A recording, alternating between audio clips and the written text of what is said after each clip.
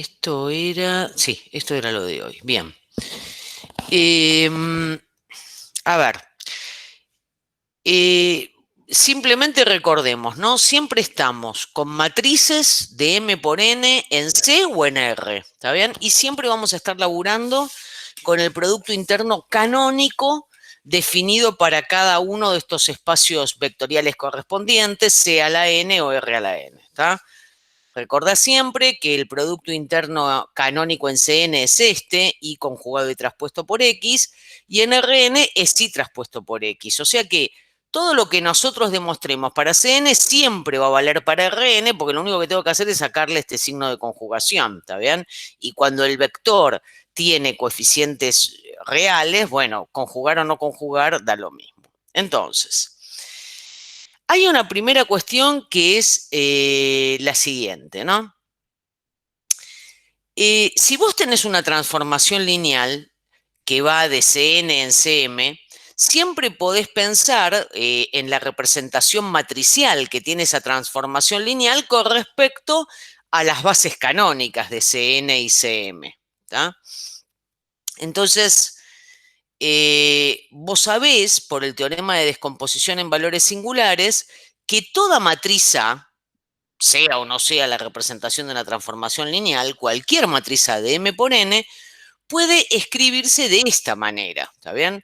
Como una U por una sigma por B conjugada y traspuesta, donde la sigma, ¿te acordás? Era la que cargaba con los valores singulares de la matriz A, más estrictamente adentro de la diagonal con los valores singulares no nulos que tiene la matriz A. Entonces, primera cuestión. Si yo considero que esta es la matriz A, ¿no es cierto? Y esta es la matriz U unitaria, y esta es la sigma, y esta es la B conjugado y traspuesta. Si yo considero la matriz B' que está formada por las columnas que tiene esta matriz U, obviamente esas columnas de la matriz U forman una base ortonormal de Cm. ¿No es cierto? Porque nosotros dijimos que una matriz para ser unitaria tenía que tener sus columnas formando una bond de Cn. Entonces, esta matriz U tiene adentro de ella, cuando tomo a sus columnas, una bond de Cm. ¿Está bien? Entonces yo podría entender que esta matriz U es la matriz de cambio de base de B' en E', siendo E' la base canónica de Cm. ¿Por qué estoy diciendo esto? ¿Entienden lo que estoy diciendo? Si ustedes calculan la matriz de cambio de base de una base cualquiera de Cn en la base canónica, ¿no es cierto? ¿Cómo queda esa matriz de cambio de base? Queda justamente con los vectores de la base B' como columnas, ¿no es cierto? Porque cada vector de Cm tiene como coordenadas en la base canónica justamente a sus coeficientes. ¿Está bien? Entonces ahí no hay ninguna cuenta que hacer. ¿Está? Si no estamos de acuerdo con esto, me lo dicen por el chat o me lo dicen agarrando el micrófono, como quieran, ¿ok? Pero si hay algún problema con esto, por favor, díganmelo. ¿Está? Entonces, la matriz U yo la puedo entender como una matriz de cambio de base, de la base B', que es la formada por sus columnas, en la base canónica. Y fíjate, esa matriz B conjugada y traspuesta que yo tengo acá, también podría entenderla como una matriz de cambio de base. ¿Está bien? Si yo considero que B es la base formada por las columnas de la matriz B, entonces esta B conjugada y traspuesta es la inversa de esa matriz de cambio de base. O sea, es la matriz de cambio de base de E en B. ¿Está bien? Que no es otra cosa que B conjugada y traspuesta. Entonces, fíjate, en esta matriz A yo podría escribir acá lo siguiente. Lo escribo, perdón, creo que lo escribí abajo, pero ¿tá?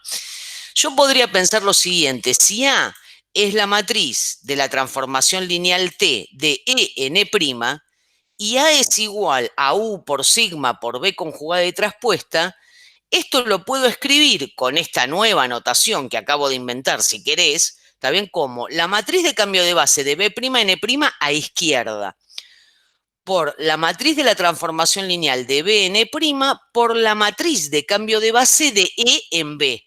¿Está bien?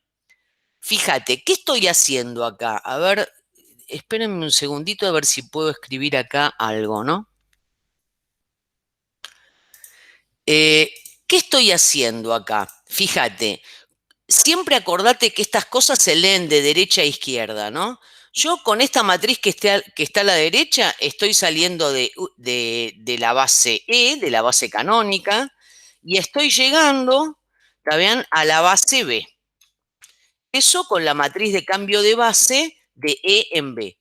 Con esta matriz de la transformación lineal de B en B', estoy saliendo de B y estoy llegando a B'.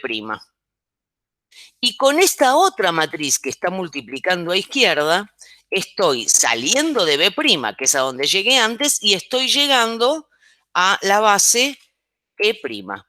Entonces, después de toda esta multiplicación, yo tengo la matriz de T, ¿está bien?, que sale de E y llega a E'. ¿Está bien? Que efectivamente era lo que representaba la matriz A. ¿Qué quiere decir entonces?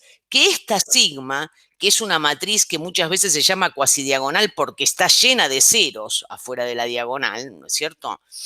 Pero no se le dice diagonal porque no es una matriz cuadrada.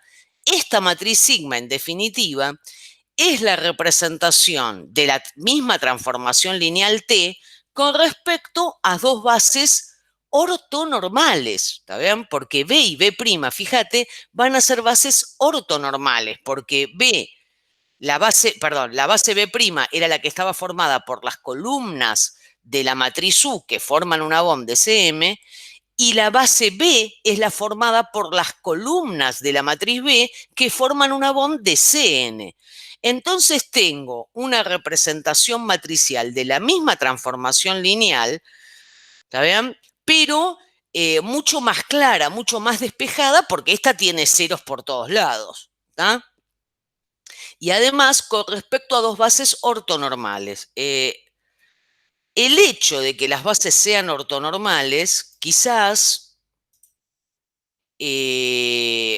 todavía, digamos, no lo podés disfrutar, ¿tá? Pero cuando vos trabajás computacionalmente resolviendo algún problema, el tomar coordenadas con respecto a bases ortonormales y el laburar con vectores de norma 1 siempre es mucho más indicado cuando uno labura computacionalmente porque hay menos error computacional cuando uno tiene que multiplicar las cosas por sí mismas. ¿Tá? Si uno toma vectores que no son ortonormales, muchas veces al hacer distintas cuentas, distintos productos con esos vectores, las cosas se van deformando y se pierde exactitud, ¿no es cierto? Porque vos sabés que la computadora, bueno, tiene una cierta exactitud, ¿no? Bueno, eso por un lado. Ahora fíjate, puse acá un ejemplo miserable, completamente miserable, que está basado en las cuentas que hicimos la clase pasada. La clase pasada nosotros tomamos esta matriz, que tenía como primer columna 3, 2, menos 2, 2, 3, 2. ¿Está bien? Y a esa matriz le calculamos la descomposición en valores singulares. Quiero decir, las cuentas ya están hechas, eso es lo que quiero decir, ¿no? Entonces, si yo tomo esta transformación lineal T de X, ¿está bien? Que lo que hace es multiplicar la matriz A por cada vector X, ¿no es cierto? Entonces, puedo encontrar bases ortonormales de R2 y R3 de manera tal que la representación de esta transformación lineal sea esta que está acá. ¿Ves? O sea, hay un montón de ceros, salvo justamente en esos elementos de la diagonal. Tengo alfa, beta. Estoy segura, por todo lo que ya hemos estudiado, como esta matriz tiene rango 2, yo sé que la dimensión de la imagen de esta transformación lineal es 2, y por lo tanto sé que este alfa y este beta, ninguno de los dos va a ser nulo, antes de empezar a hacer cualquier cuenta o de relacionarlo con cualquier cosa que ya hayamos estudiado. ¿Tá? Bien, sigamos viaje entonces.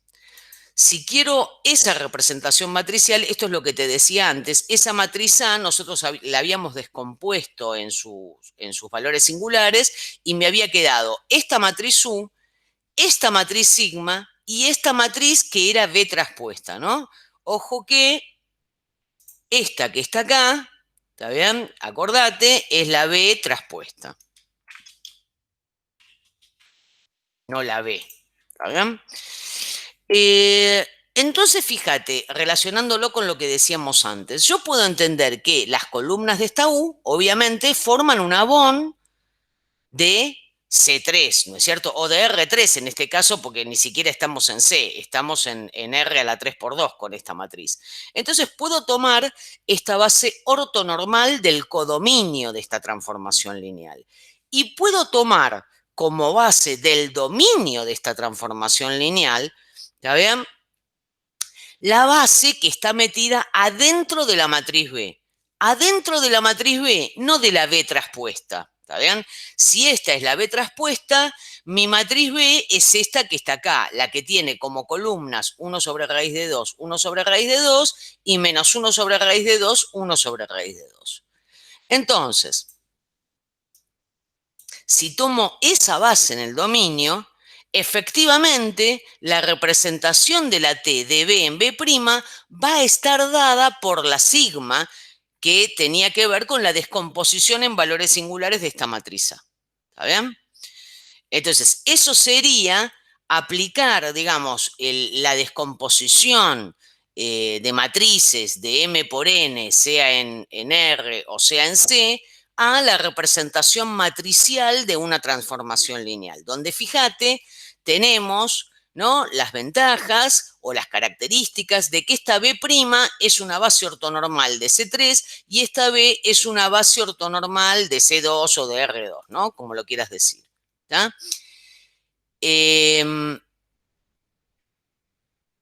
Fíjate que con eso tienen que ver esos ejercicios, ya te digo cuáles, los que me habían preguntado recién.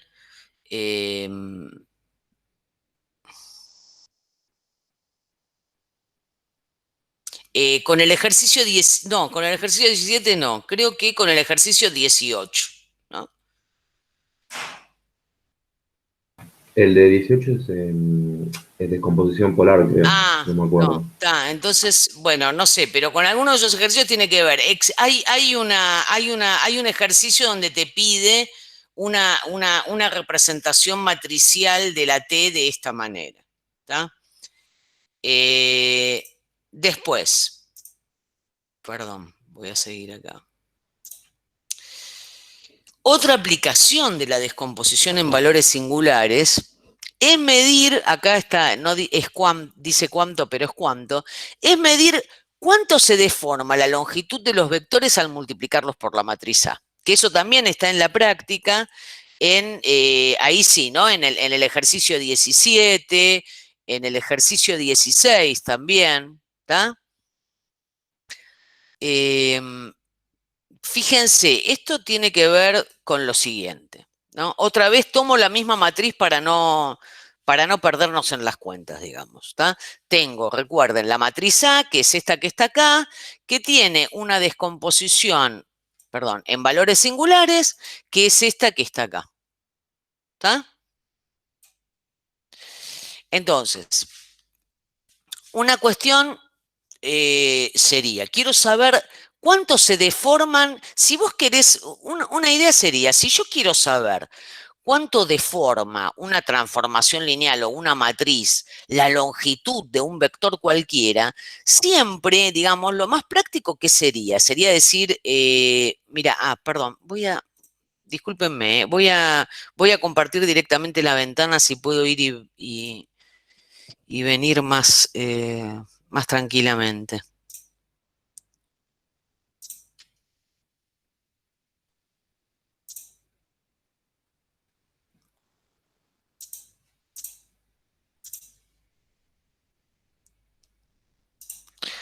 Entonces, miren, yo lo que quería decirles es esto.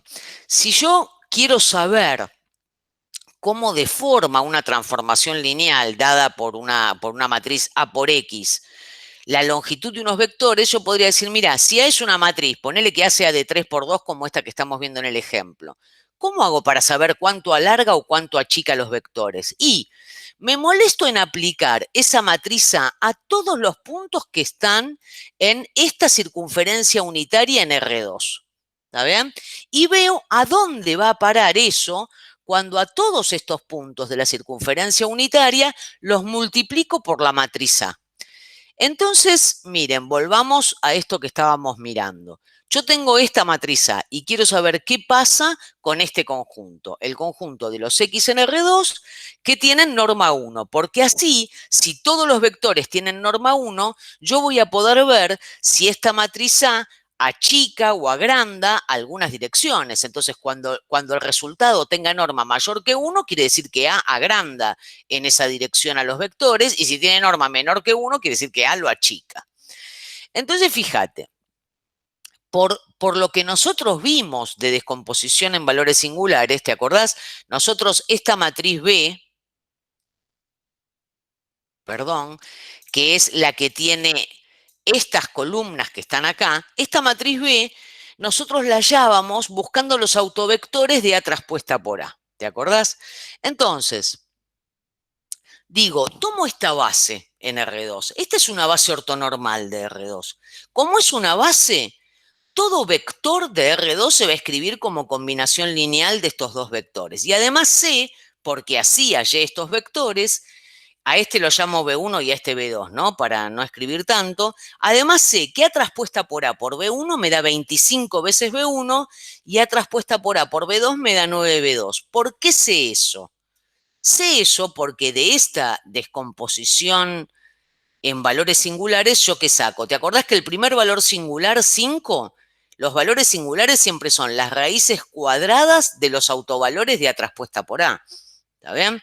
Entonces, si acá tengo los valores 5 y 3 en la sigma, quiere decir que 25 es un autovalor de A traspuesta por A y 9 es otro autovalor de A traspuesta por A. ¿Está?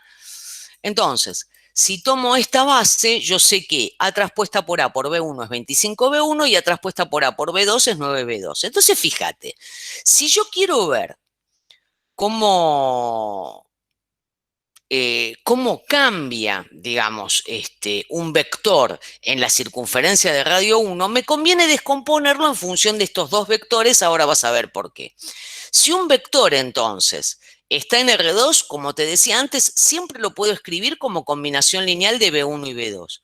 Pero además, si la norma de X es 1, eso equivale a que la norma de X al cuadrado es 1, entonces, como estos dos vectores que yo tengo acá, B1 y B2, son ortogonales entre sí, puedo aplicar el teorema de Pitágoras. Entonces, la norma de X al cuadrado es alfa al cuadrado por la norma de B1 al cuadrado más beta al cuadrado por la norma de B2 al cuadrado. Pero como esta base es ortonormal, no solamente son ortogonales, sino de norma 1, bueno, la norma de B1 y la norma de B2 valen 1. O sea que si X está en esa circunferencia de radio 1 de la que hablábamos, el X tiene que cumplir que estos coeficientes alfa y beta cumplan que alfa al cuadrado más beta al cuadrado es igual a 1. ¿Ok? Entonces, digo, si X pertenece a esa circunferencia, yo quiero ver qué pasa, ¿no? Cuando a cada, perdón, voy a subir un cachito, yo quiero ver qué pasa cuando a cada vector que está en esa circunferencia lo multiplico por la matriz A. Quiero saber a dónde va a parar cuando a los vectores de esa circunferencia los multiplico por A. Entonces digo, mira, la norma de A por X al cuadrado siempre la puedo escribir como A por X traspuesto por A por X, ¿no? Porque así se calcula la norma de un vector al cuadrado en R2 con el producto interno canónico. Entonces me queda esta cuenta, X traspuesta por A por X. Fíjate, si el X, bueno, acá hay un error porque me pareció el X mayúsculo, ¿no? Después lo voy a corregir. Pero si el X se escribe como alfa por B1 más beta por B2, entonces acá donde dice X pongo alfa B1 más beta B2 y donde dice X traspuesta, bueno, voy a poner alfa B1 más beta B2 traspuesto. Los escalares no se hacen problema y lo único que tengo que transponer son los vectores. Ahora fíjate, acordémonos que B1 y B2 son ortogonales entre sí, ¿está bien? Entonces, acá yo sé que B sub 1 y B sub 2 son ortogonales. Bueno, no sé por qué está escribiendo así, Dios mío, qué horrible. Acá yo sé que B sub 1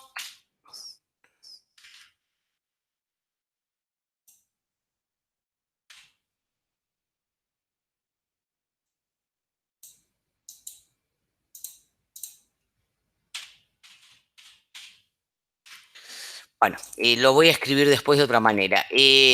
Recordemos que acá entonces lo que yo tengo es que B1 y B2 son ortogonales, les decía. Entonces fíjense, vos acá empezarías a hacer distributiva lo bestia, ¿está bien? Te quedaría alfa B sub 1 traspuesto por A traspuesta por A por alfa B sub 1, ¿está bien? Entonces el alfa por alfa lo ponemos acá adelante, me queda alfa al cuadrado. Pero después también te quedaría, que yo no lo puse, alfa por B1 traspuesto por A traspuesto por A por beta por B sub 2. ¿Está bien? Ahora, ¿qué pasa con ese producto? Bueno, a ver, lo voy a escribir en otro lugar, discúlpenme. Fíjense, lo que quiero decir es esto, ¿no? Yo tengo alfa por B sub 1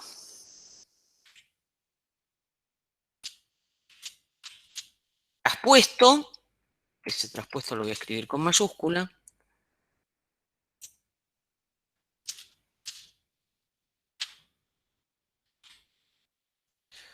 por A traspuesta por A, por, dijimos, beta por B sub 2. O sea, lo que quiero que veamos, voy a agrandar esto para que se vea mejor. Lo que quiero que veamos es qué pasa con esta cuenta. Fíjate, el B sub 2 era un autovector de A traspuesto por A, ¿te acordás? Porque así construíamos nosotros la matriz B. Entonces yo acá puedo escribir, bueno, mira, me queda alfa por beta, ¿no? Los numeritos los pongo adelante. Y ahora, cuando hago B sub 1 traspuesto multiplicado por A traspuesto por A por B sub 2, ¿qué pasa con esta cuenta? Como B sub 2 era un autovector de A traspuesto por A, bueno, A traspuesto por A por B sub 2 me da el respectivo autovalor de B sub 2 multiplicado por B sub 2. Entonces me va a quedar alfa por beta por B1 traspuesto por, me va a quedar acá el lambda correspondiente, lo voy a escribir en general y después le ponemos cuánto vale eso, por el B sub 2.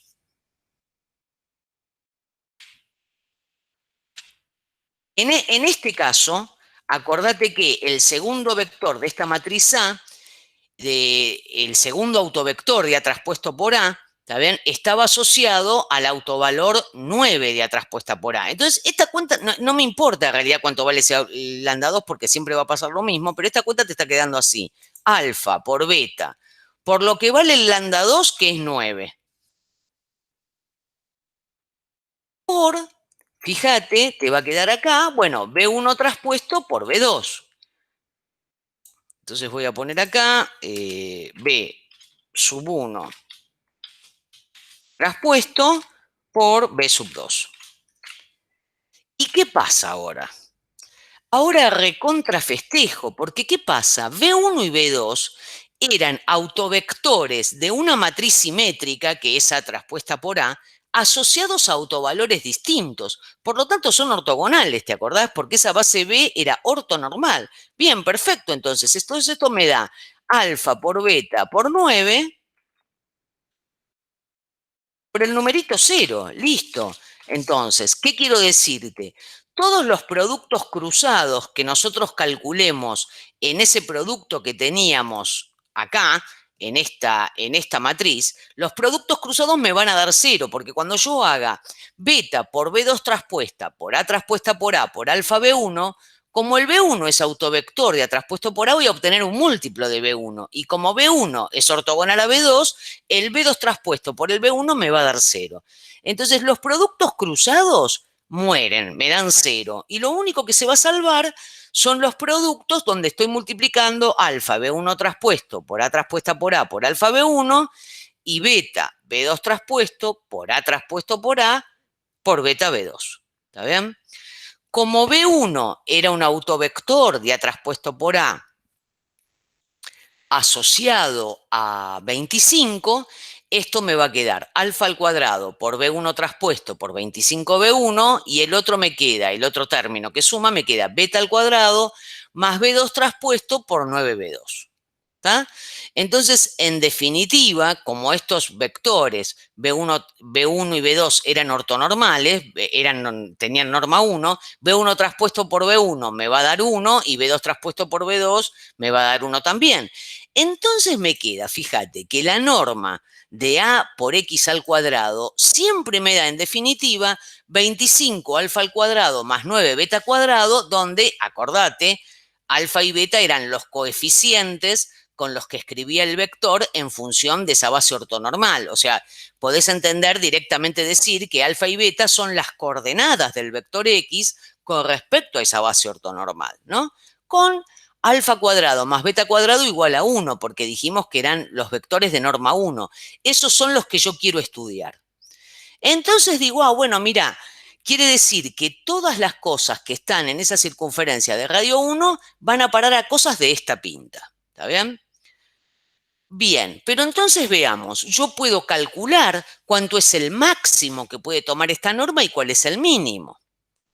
Fíjate, si vos tenés esta expresión, 25 alfa al cuadrado más 9 beta al cuadrado, bueno, seguro que esta expresión, 25 alfa al cuadrado más 9 beta al cuadrado, vos lo podés acotar, está bien, a derecha, si el 9 lo reemplazás por el 25, ¿no es cierto? Porque 25 es mayor que 9. Así que me queda que esto siempre va a ser menor o igual que 25 alfa al cuadrado más 25 beta al cuadrado.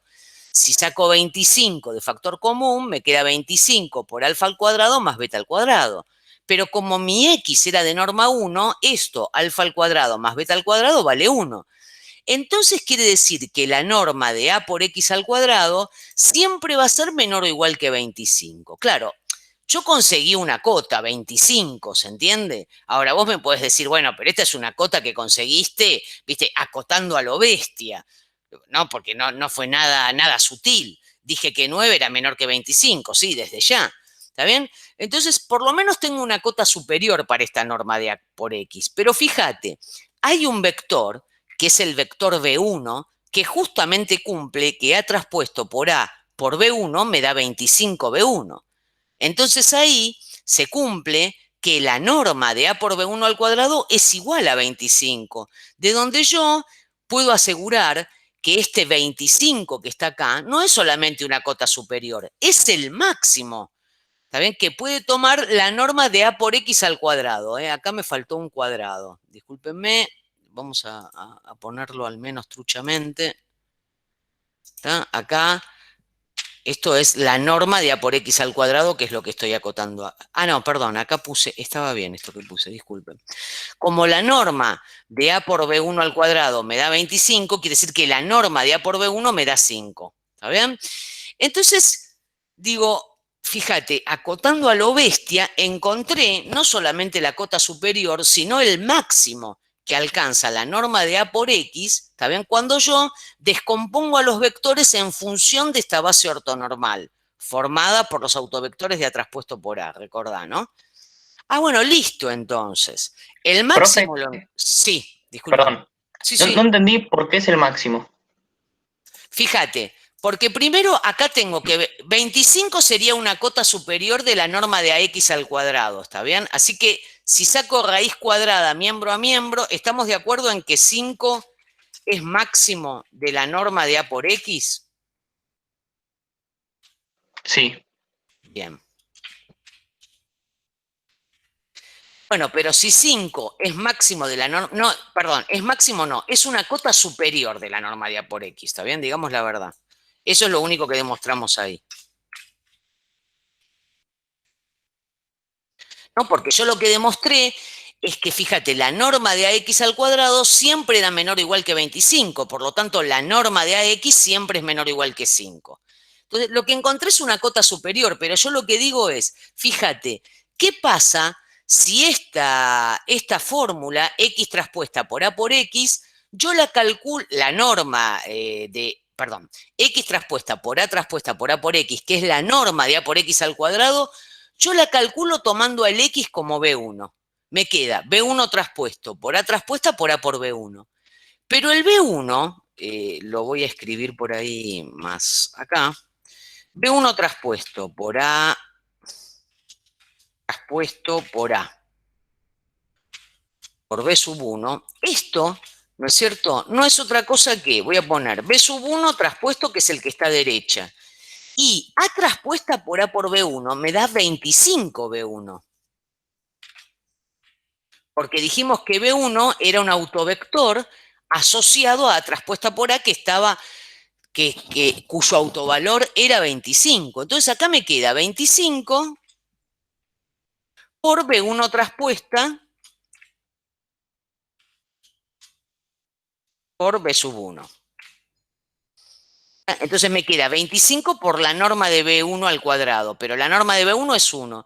Entonces me queda que la norma al cuadrado de A por B1, que es esto que está acá, no es otra cosa que 25. Por lo tanto, la norma de A por B1 es 5. ¿Qué quiere decir? Que tengo un vector de norma 1, ¿tá?, que cumple que la norma de A por B1 me da 5. Entonces 5 no es solamente una cota superior, es el máximo, porque te acordás que cuando una cota superior, ¿está bien?, estaba en el conjunto, era el máximo valor que tomaba ese conjunto. ¿Se acuerdan de eso? Hola, Ah, hola. era por eso, sí, sí, sí, ¿Está? ahí está, Bien. ahí ¿Ah? entendí.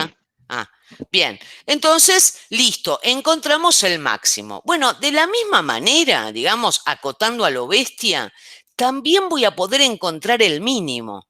Porque fíjense, yo la expresión que tengo para acotar la norma de ax al cuadrado es esta: 25 alfa al cuadrado más 9 beta al cuadrado. Y digo, bueno, pero mira, esto siempre es mayor o igual. ¿No es cierto que si al 25 siempre es mayor o igual, tengo que poner del lado derecho algo que sea más chico, que si en lugar de 25 pongo 9, porque 9 es menor que 25? Entonces, listo, digo, ¿ahí qué me va a quedar? Me va a quedar que 25 alfa al cuadrado más 9 beta al cuadrado es mayor o igual que 9 por alfa al cuadrado más 9 por beta al cuadrado. Si sacás de factor común 9,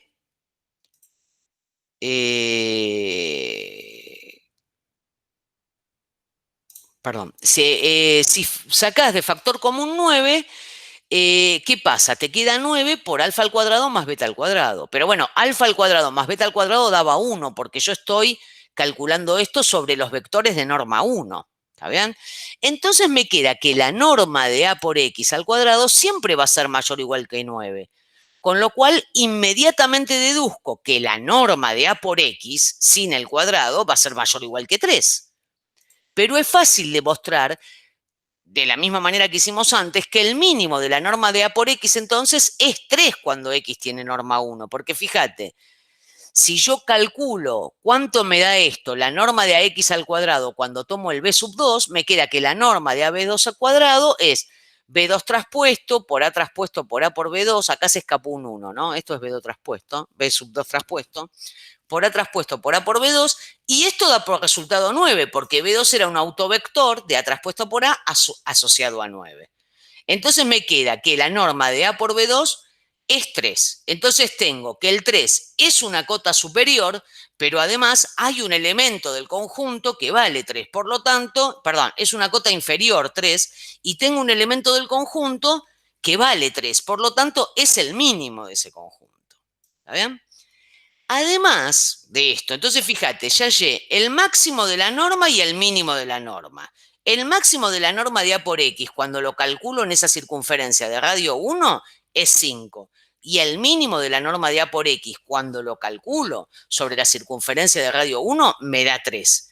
Pero por lo que nosotros hemos hecho, no solamente tenemos este dato, sino que nosotros también sabemos cuánto vale A por B1 y cuánto vale A por B2, porque te acordás que eso lo calculamos cuando calculamos la de BS de A.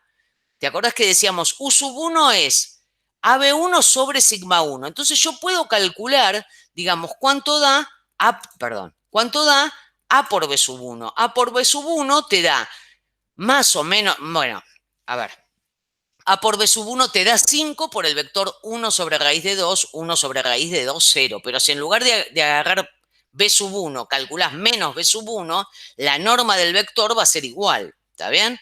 Entonces, el mínimo se alcanza en más menos B2 y el máximo se alcanza en más menos B1. ¿Tá? ¿Y cuánto vale A cuando lo multiplico por estos vectores? Lo tengo acá porque ya lo calculamos antes, ¿te acordás? Lo que tenés que hacer es calcular A por B sub 1, A por B sub 2 y fijarte cuánto te da. Entonces digo, bueno, pero pará, a ver, tratemos de resumir esta información. Lo que averigüé fue que cuando le aplico la matriz A todos los vectores que tienen norma 1, lo que obtengo es un vector de deformidad máxima, esta, 5 por este vector que tiene norma 1, y de deformidad mínima, digamos, lo que menos se agranda la norma, es 3 por este otro vector que tengo acá, que también era norma 1.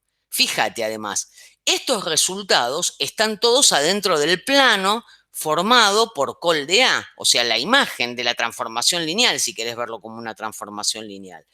Entonces, la circunferencia de radio 1, en definitiva, se transforma en una elipse. Esto, por supuesto, está dibujado en forma horrible, ¿no? Después, si puedo, lo dibujo mejor. Pero digo, cuando yo aplico la matriz A a todos los vectores que están en esta circunferencia y hago A por X, el máximo son estos dos puntos. ¿Está bien? Cuando hago 5B1 y menos 5 por B1. Y el mínimo, ¿no? Lo encaso en esta dirección. Y la mínima deformidad es cuando hago A por B2, porque ahí consigo una longitud de 3U sub 2 para un lado y de 3U sub 2 para el otro. ¿Está bien? Estos vectores, discúlpenme que están acá, no son B1, porque los vectores B1 son vectores de R2. Este vector vendría a ser 5 por U sub 1, que era el vector de norma 1. ¿Está bien? Lo voy a corregir acá. Y este también, U sub 2. ¿Está bien? Entonces digo, si yo considero esa descomposición en valores singulares de una matriz A, puedo encontrar cuál es la máxima deformidad y cuál es la mínima deformidad. ¿Cuál es la máxima deformidad en definitiva si vos tenés que olvidarte de los números, viste? Porque la verdad que los valores singulares sean 5, sean 3, o sean 24 o 9, viste, ¿qué? Son números, no hay ninguna diferencia acá. ¿Cuál es la conclusión que podemos sacar? La conclusión que podemos sacar es que la máxima deformidad que adquiere la norma sobre la circunferencia de radio 1 del dominio, cuando yo lo multiplico por la matriz A, es el máximo valor singular que tiene la matriz A. Porque te acordás que el 5 era el máximo valor singular que tenía A. Y la mínima deformidad que puede alcanzar es, en este caso, el mínimo valor singular de la matriz A, que es 3. ¿Está bien? Podría suceder que el mínimo valor singular de la matriz A fuera 0. Eso en este caso no ocurría. ¿Está bien? Digo, si el mínimo valor es 0, bueno, ese será la máxima, la deformidad mínima que puede tener la norma. ¿Tá? Entonces, usando la descomposición en valores singulares, vos vas a poder averiguar cómo se deforman, ¿está bien? Bueno, en este caso fue la circunferencia de radio 1 en R2. Si tu matriz A multiplica cosas de R3 y te da por resultado otra cosa de R3, entonces vas a tomar, digamos, la esfera de radio 1 y vas a ver cómo se deforma esa esfera. ¿Cómo se puede deformar esa esfera? Y te puede dar una elipse, ¿está bien? Te puede dar un punto si la matriz fuera nula, ¿está? ¿Se entiende? Te puede dar un elipsoide si el rango de la matriz A es 3, y así siguiendo, ¿está? Entonces, con esta idea de la descomposición en valores singulares de A, es que tenés que trabajar esos ejercicios que vienen a ser los ejercicios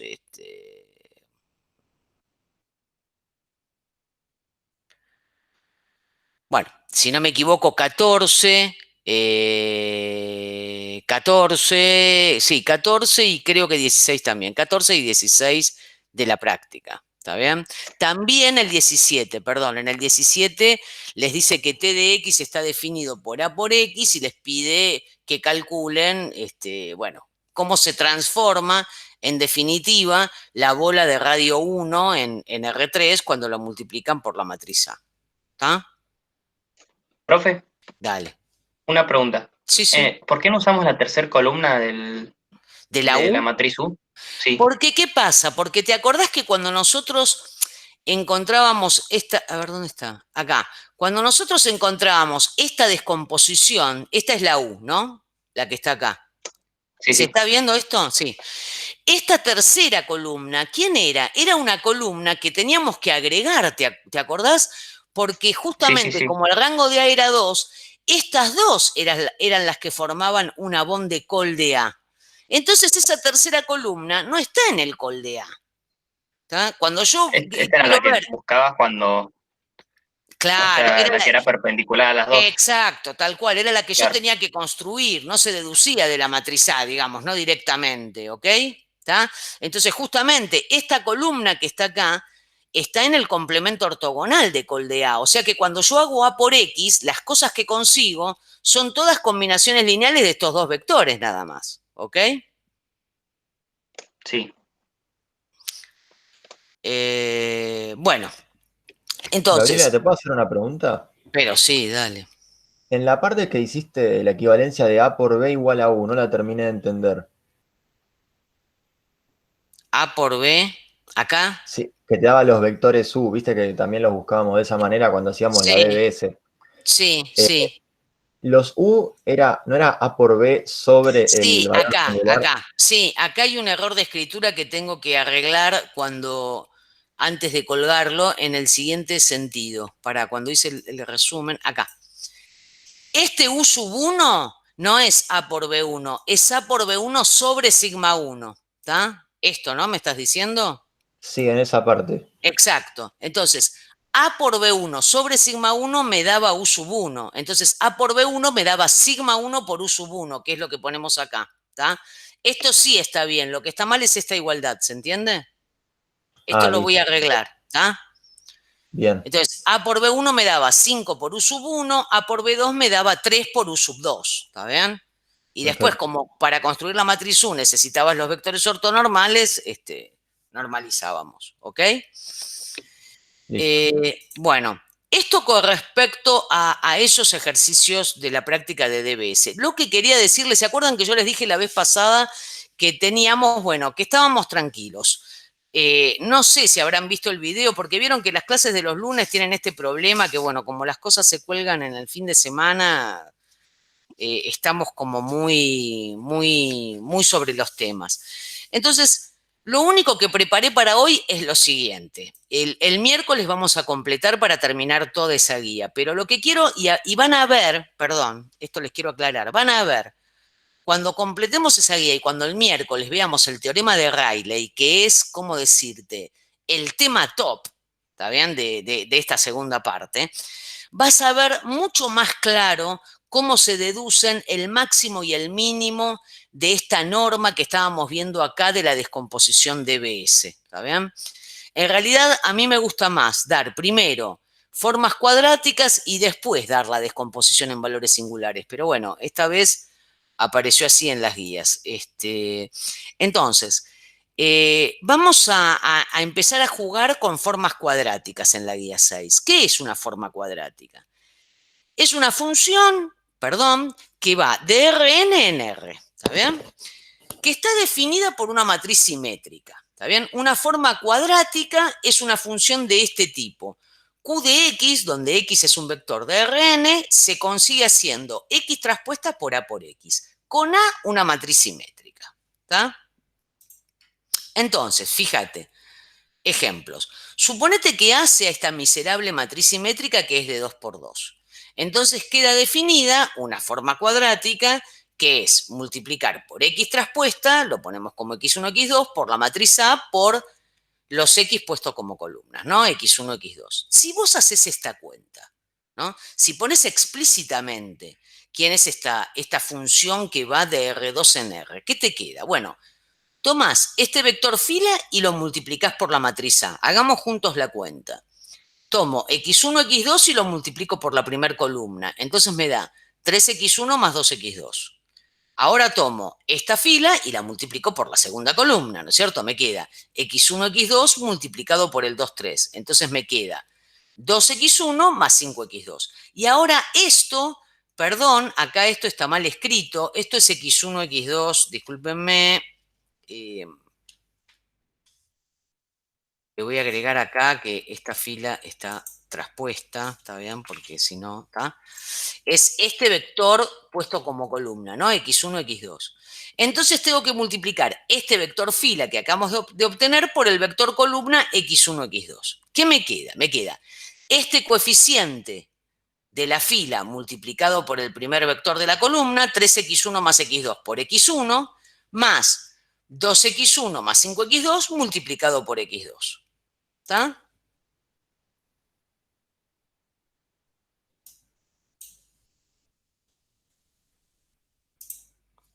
Bueno, entonces, sigamos viaje. Si termino de hacer esta cuenta, fíjate lo que queda. Haces la distributiva, simplemente te queda 3x1 al cuadrado, más 2x2x1, más 2x1x2, más 5x2 al cuadrado. Listo. Uno podría decir, esta forma cuadrática de R2 en R, puesta en forma explícita, es esto. Pero obviamente, ¿no es cierto? 2x2 por x1 es lo mismo que 2x1 por x2. Así que, en definitiva, me queda 3x1 al cuadrado más 4x1x2 más 5x2 al cuadrado.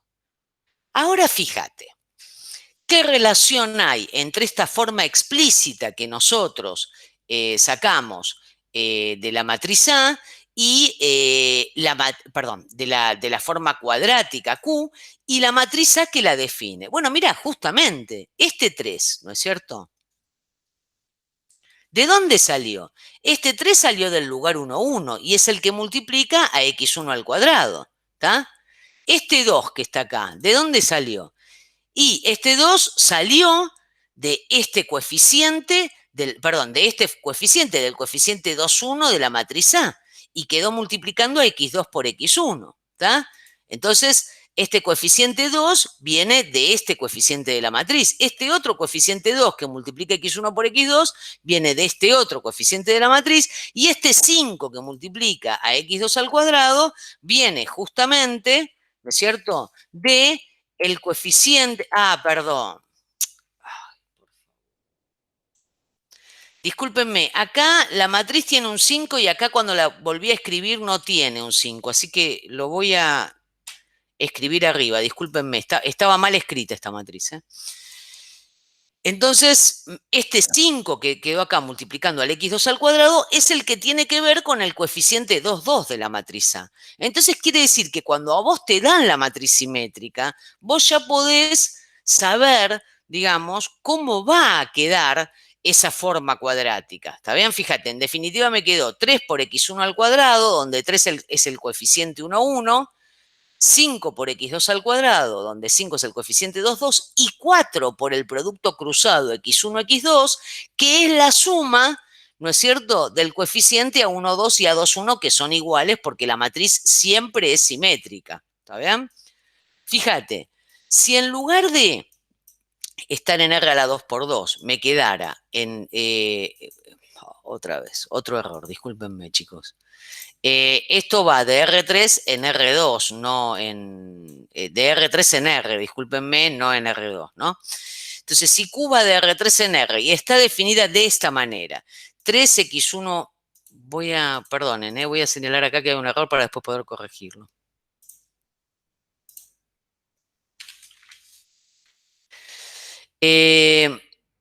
Entonces, si Q de X está dada de esta forma, 3x1 al cuadrado menos 2x2 al cuadrado más 5x3 al cuadrado más 6x1 por x2 menos 4x2 por x3, yo digo, ¿quién es la matriz A de 3 por 3 que define a esta forma cuadrática Q? Bueno, vamos a reconstruirla. Digo, a ver, ¿cómo es esto? ¿Qué coeficiente tengo multiplicando x1 cuadrado? 3. Entonces ese es el coeficiente que va a ir, ¿está bien?, en el lugar 1, 1. ¿Qué coeficiente tengo multiplicando a x2 al cuadrado? Menos 2. Entonces, bueno, ¿ves? Acá lo puse mal, discúlpenme. Yo hago un ejemplo y parece que lo hago para confundir a todo el mundo, no para que se entienda. Discúlpenme que ahí copié mal, ¿está bien? Digo, esto no es un menos 5, esto que está acá es un menos 2, porque ese es el coeficiente, ¿no es cierto?, que está multiplicando a x2 al cuadrado. Acá también entonces voy a poner un menos 2 corrigiendo esto. Bueno, entonces digo, me queda 3 para el x1 cuadrado, menos 2 para el x2 cuadrado, 5 para el x3 cuadrado. Ahora veamos qué pasa con los productos cruzados. Fíjate, en esa cuadrática que venía de una matriz de 2 por 2, ¿qué pasaba? El coeficiente que estaba en el lugar 1, 2 más el coeficiente que estaba en el lugar 2, 1 era el que terminaba multiplicando al producto cruzado. Y como la matriz es simétrica, esos coeficientes son iguales. Entonces digo, mira, yo acá tengo un 6x1, x2. Este 6, entonces, yo lo consigo sumando lo que está en el lugar 1, 2 más lo que está en el lugar 2, 1. Entonces voy a poner 3 en el lugar 1, 2 y 3 en el lugar 2, 1. ¿Está? Por ejemplo, menos 4x2 por x3, y acá otra vez me confundí, les pido disculpas, viene de ese menos 4 viene de un menos 2 que está en el lugar 2, 3 y un menos 2 que está en el lugar 3, 2. ¿Está bien? Entonces, esa matriz A que define a la cuadrática va a ser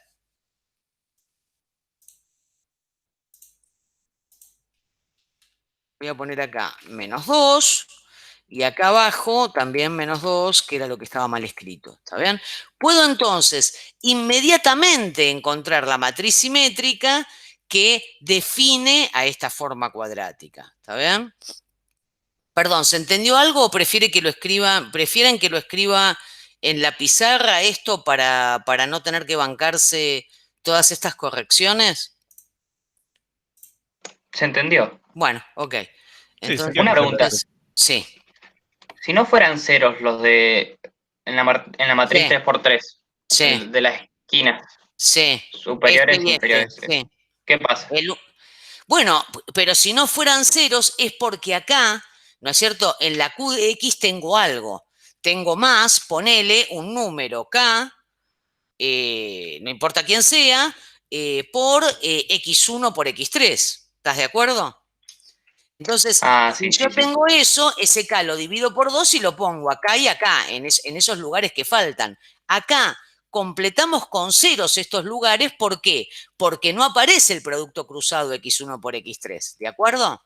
Entonces lo completo con ceros. ¿Tá? Entonces, dada la forma cuadrática en su forma explícita, es completamente sencillo encontrar la matriz simétrica que la define. Y dada la matriz simétrica que la define, obviamente puedo encontrar, haciendo la multiplicación, la forma explícita de esa forma cuadrática. Ahora bien, no sé cuántos de acá habrán cursado en algún momento análisis 2 o no, no importa. Suele suceder, está bien, que cuando uno tiene una función que va de R2 en R o de R3 en R, quiera saber, digamos, cuándo pasa que determinados vectores dan por resultado un cierto valor. Entonces se define lo que se llama curva de nivel y superficie de nivel. Curva de nivel si estoy de R2 en R, perdón, y superficie de nivel si voy de R3 en R. ¿Por qué? Porque fíjate, si vos tenés una función que va de R2 en R, el gráfico de esa función va a estar en el espacio, ¿está bien? Porque vos salís del plano y llegás a una determinada altura. Altura entendiendo que es para arriba o para abajo, según el resultado te dé, positivo o negativo. Entonces, el gráfico de tu función va a estar en el espacio, ¿está bien? Si tu función va de R3 en R, bueno, ahí ya no lo podés graficar porque el gráfico estaría en R4, pero sí podés graficar las cosas del dominio y puede ser interesante saber para qué vectores de R3 esa forma cuadrática da determinada altura, un cierto numerito K. ¿Está bien? Entonces, se define curva de nivel como los X en R2 que hacen que Q de X sea K, y superficie de nivel como los X, esto no es R2, es R3, que cumplen que, perdón, hoy es todo tremendo, ¿eh? Los lunes. Ustedes deben pensar que yo los domingos me tomo todo el alcohol, pero no, ni siquiera, me equivoco sin divertirme con alcohol, ¿ok? Entonces estos son los X que pertenecen a R3, tal que Q de X es igual a K, ¿ok? Esto es lo que se define como curva de nivel y superficie de nivel. Y entonces te decía, muchas veces te piden graficar ese tipo de conjuntos. Entonces, ¿qué pasa? Que si vos fijate, suponete en estos ejemplos que vimos antes, aunque esta Q de X era una miserable forma cuadrática de R2 a R, ¿no? Si yo quiero graficar esto con el producto cruzado me molesta, no sé qué es esto, no sé qué es en R2 una curva de nivel, ponele que esto lo tenés igualado a 1. Y yo digo, ¿y qué sé yo? ¿Qué me da esto? ¿Me da una curva? ¿Me da una elipse? ¿Qué me da? ¿Da? Entonces, algo que ayuda mucho para poder saber qué pinta tienen esas curvas de nivel y esas superficies de nivel es liberarse de los productos cruzados de esas formas cuadráticas. Entonces, fíjate, como toda forma cuadrática, ¿está bien?, está definida por una matriz simétrica, nosotros sabemos que las matrices simétricas, ya lo hemos dicho muchas veces y lo vamos a seguir diciendo, son matrices Bélias. Son Bélias porque son diagonalizables y además son diagonalizables ortogonalmente. Entonces nosotros sabemos que existe una P ortogonal, ¿está bien? Acá no puse la palabra ortogonal, pero es una P ortogonal, al que A se escribe como P por D por P traspuesta. Con D, la diagonal que carga, ¿te acordás? Con los autovalores de la matriz A. ¿Está? Entonces, ¿qué pasa? Fíjate, supongamos que yo tengo la Q de X, que es X traspuesta por A por X. Entonces digo, bueno, esto es lo mismo que escribir X traspuesta y reemplazo la matriz A por su diagonalización. ¿Está bien?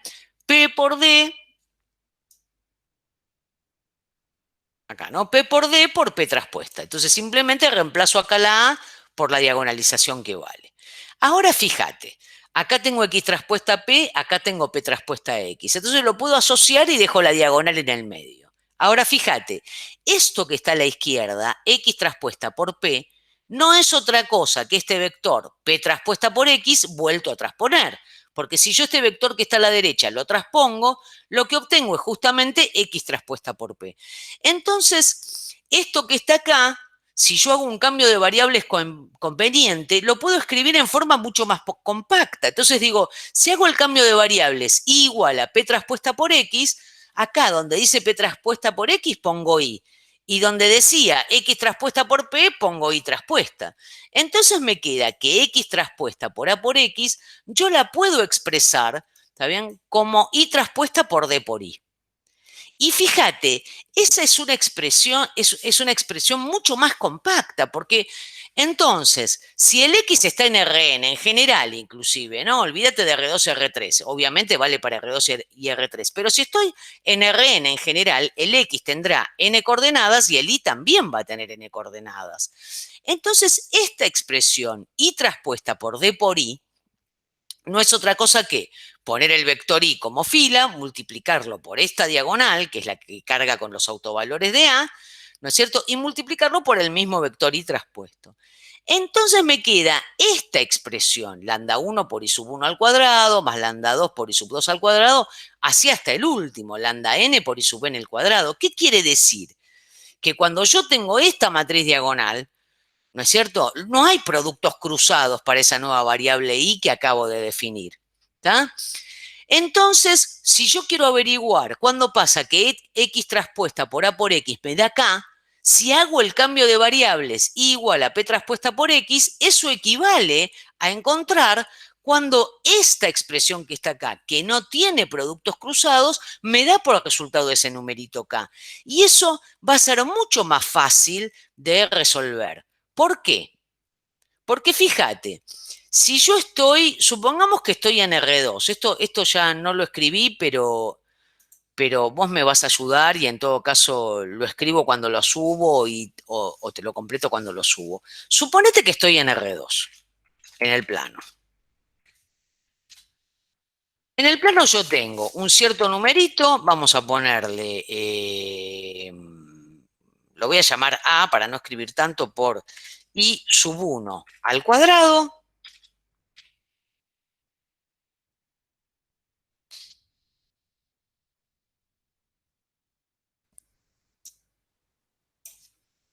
Discúlpenme, I sub 1 al cuadrado más, supongamos, otro cierto numerito, B por I sub 2 al cuadrado. Perdón, más que escribirlo acá, discúlpenme que esté tan dudosa hoy, más que escribirlo acá, lo voy a escribir en la pizarra, así se ve mejor.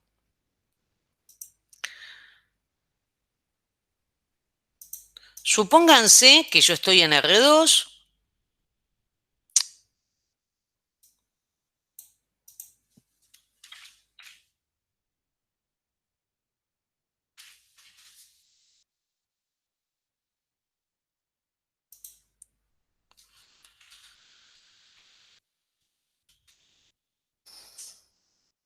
Perdonen.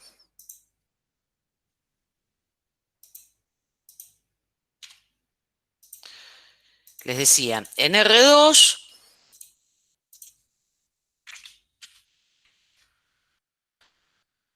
una cosa de ese tipo, ¿qué pinta va a tener? Va a ser un cierto número, bueno, acá ya le puedo escribir el lambda, así que no hay problema, para escribirlo con la misma notación.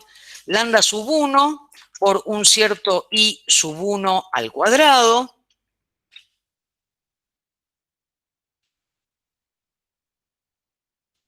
Más voy a tener un lambda sub 2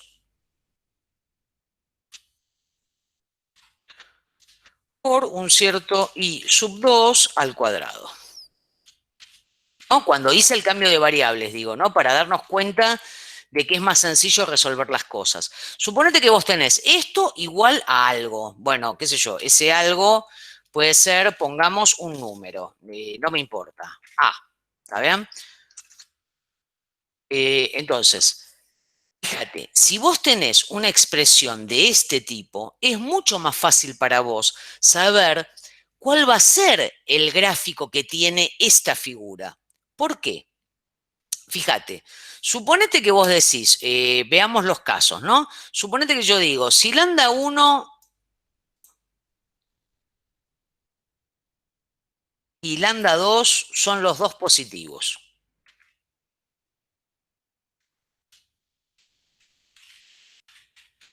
Supongamos acá que el número A para fijar ideas es siempre también mayor que 0, ¿está bien? Así no hay problema, ¿no? Que no sea nulo. Si lambda 1 y lambda 2 son positivos, ¿qué pasa acá? Fíjate, vos esto siempre lo podés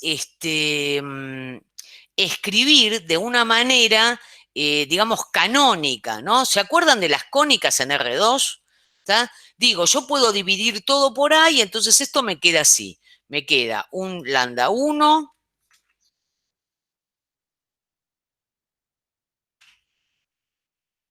dividido A, que multiplica al I sub 1 al cuadrado,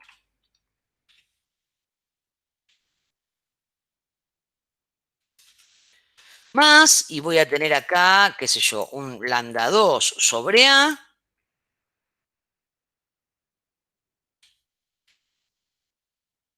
que multiplica al I sub 2 al cuadrado, y esto es igual a 1. ¿Está? Entonces, ¿te acordás? Fíjate, este numerito va a ser positivo y este otro va a ser positivo, en este caso, porque estoy en el caso en el que lambda 1 y lambda 2 son positivos, ¿no? Si no son positivos, tendré que hacer otra cuenta que la que voy a hacer ahora. Entonces, digo, fíjate, esto en definitiva, como esto es positivo y esto positivo no es otra cosa que una elipse, ¿está bien? en R2. Entonces, suponete, vos esto lo podés reescribir poniendo que esto va a ser una cosa de este tipo. Ahora lo voy a escribir bien. Voy a poner y sub 1 al cuadrado sobre, voy a poner acá B, perdón.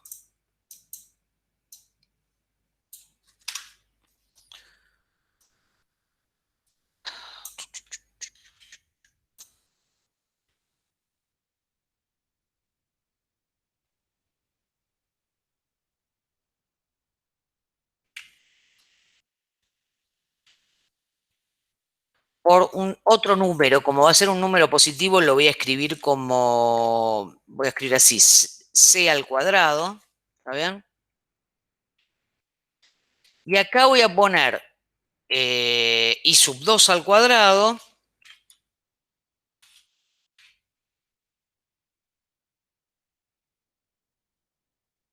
dividido otro número, d cuadrado. Y esto es igual a 1. Voy a poner acá, c cuadrado, para que se entienda de dónde viene, ¿no? C cuadrado es igual a la raíz cuadrada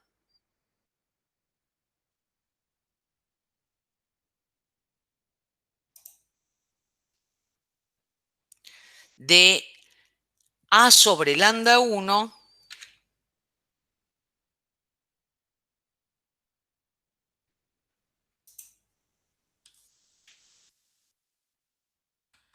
bueno, y esa raíz cuadrada al cuadrado, ¿no? O sea, quiero decir, el c es la raíz cuadrada de a sobre lambda 1. ¿Entienden lo que hice? Digamos, tengo acá esta expresión, ¿no? Lambda 1 sobre a por i sub 1 al cuadrado. Entonces eso yo lo puedo escribir como el i sub 1 cuadrado dividido por a sobre lambda 1. ¿Está bien?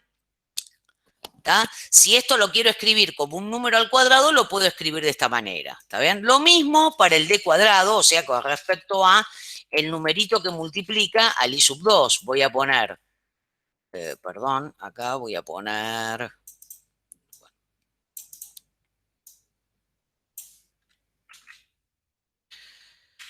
d al cuadrado es igual a tomar la raíz cuadrada de a sobre lambda 2. ¿Está bien? Y elevarlo al cuadrado. ¿Qué quiero decirte con esto? Así, cuando vos tenés una cosa de este tipo, estás seguro, segura, segure, como corresponde decir, ¿está bien? De que el gráfico que se corresponde con esta curva de nivel es una elipse. ¿Tá? Entonces ya sabemos que esto es una elipse. Y no solamente sabemos que es una elipse, sino que te acordás de tu más tierna infancia en el CBC, vos esto lo sabés dibujar. ¿Tá? Porque si esta es la forma que tiene la elipse, esta es la forma canónica de la elipse. Es la elipse en su forma canónica.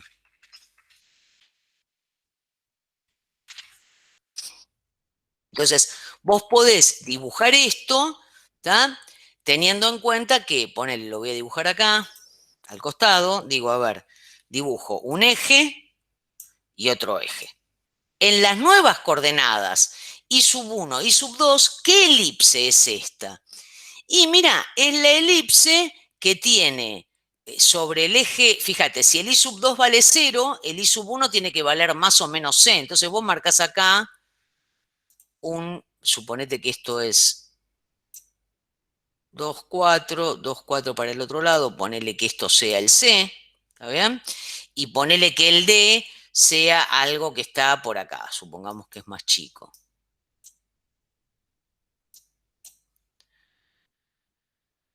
Entonces digo, esto es C, bueno, perdón, esto es C y este es D. ¿Tá? Entonces, estoy hablando de una elipse que pasa por estos 4 puntos. ¿Tá?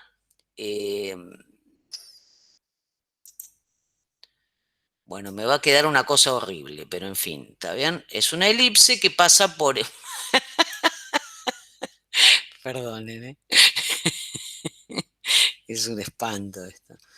Estoy hablando de una elipse que pasa por estos 4 puntos. Lo que pasa es que cuando lo dibujo así da medio feo. Bueno, pero vamos a alargarla un cacho más ahí y ahora la muevo.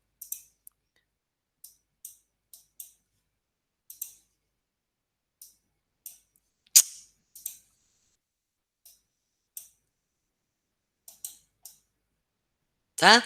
Estaría hablando de una elipse que en los ejes dados por estas nuevas variables, ¿está bien? Ojo que este eje entonces es el eje I sub 1, el que se corresponde con I sub 1, y este eje vertical es el que se corresponde, ponele, con el I sub 2. Entonces, en las nuevas variables, vos sabés qué pinta tiene esa figura, ¿está bien? ¿Cómo haces para escribirlo en las viejas variables? Porque cuando a vos te piden que dibujes algo, siempre tenés que dibujarlo con las variables con las que la persona que te la pide te la da, ¿no es cierto? Si vos decís, bueno, esto es en las nuevas variables, bueno, pero ¿cómo hago para ir a las viejas variables? ¿Cómo hago para dibujar en las variables X que eran las originales? ¿Está bien? Bueno, mira, muy fácil. Este eje I sub 1, ¿no? Voy a escribirlo acá. Este eje I sub 1, el que escribí con mayúscula, digamos, es el eje que está generado, ¿no es cierto?, por todos los múltiplos del 1, 0, obviamente, ¿no? O sea, en esa variable, ¿no? Entonces pongo 1, 0. ¿Ah? Ahora, ¿qué pasa? Pasa que vos sabés que el cambio de variables que nosotros hicimos fue I igual a I igual a P traspuesta por X.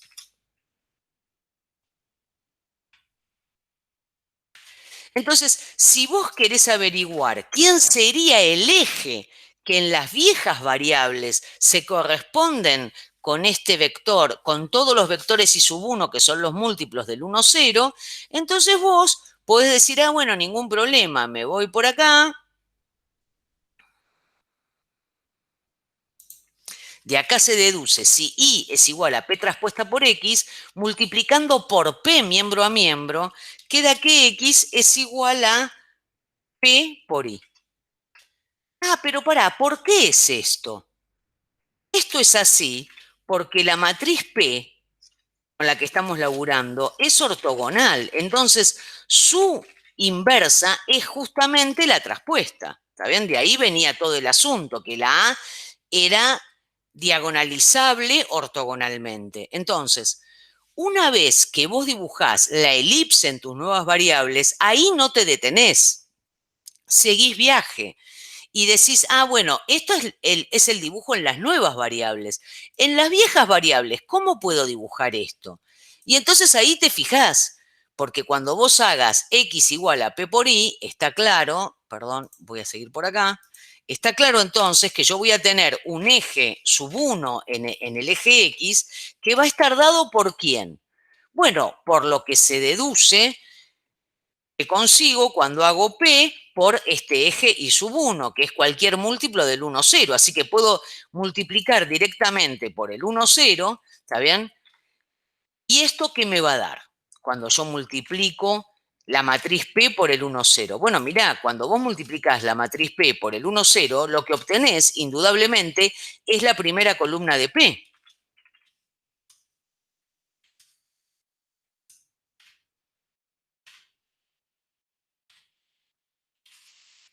¿Y quién es la primera columna de P? La primera columna de P no es otra cosa que el autovector de A que está asociado al primer autovalor, lambda 1. ¿Está bien? Entonces, cuando vos calculás la diagonalización de A, ya vas a tener quiénes son los ejes en las viejas variables. Quiero decir entonces, ponele, este será un vector B sub 1. Como acá no estoy poniendo números, lo que me importa decirte es que si vos lo haces en las viejas variables, vas a tener, ponele X, tenés Y, perdón, X1 es en las viejas variables, voy a poner acá un X sub 1 grande, voy a tener un X sub 2 grande, que es este segundo eje, y ahora digo, suponete que el vector B1 está acá, no sé, vamos a poner que el vector B1 es el que pasa por acá, genera esta recta que pasa por el origen, y el vector B2, como yo estoy diagonalizando una matriz simétrica, como está asociada y la P es ortogonal, el vector B2 va a ser ortogonal a B1, así que va a generar esta otra, una recta que va a ser ortogonal a esa que dibujé antes. Vos suponés que esto es ortogonal, ¿verdad? ¿Está? Entonces digo, bueno, bárbaro. Entonces quiere decir que, perdón, esto lo voy a borrar.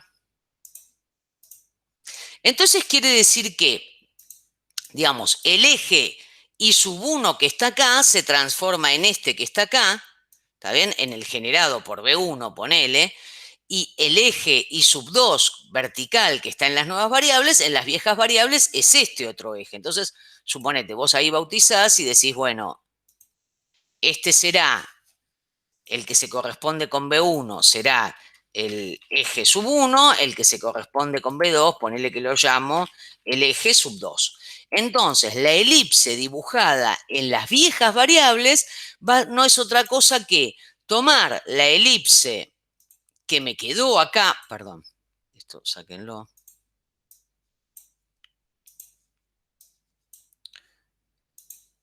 Esta elipse que me quedó acá y que estaba dibujada de esta manera en las nuevas variables, cuando voy y la paso a las viejas variables, me queda con una pinta que ahora te voy a decir. Espérame un cachito.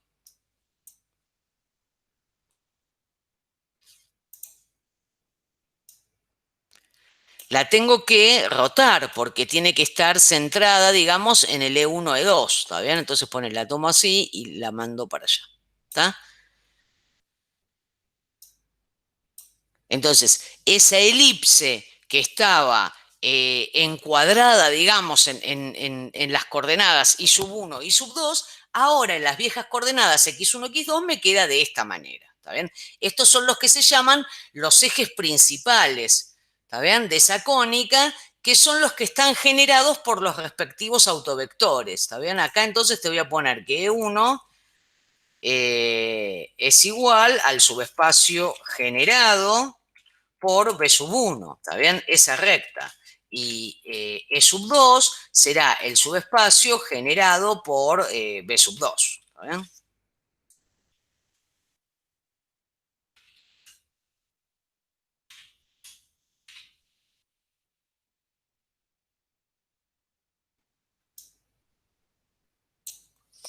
¿Está? Entonces, de esa manera, vos haciendo este cambio de variables ortogonal, fíjate, te quitas de encima los productos cruzados y podés dibujar con mucha más facilidad las curvas de nivel y las superficies de nivel. ¿Está?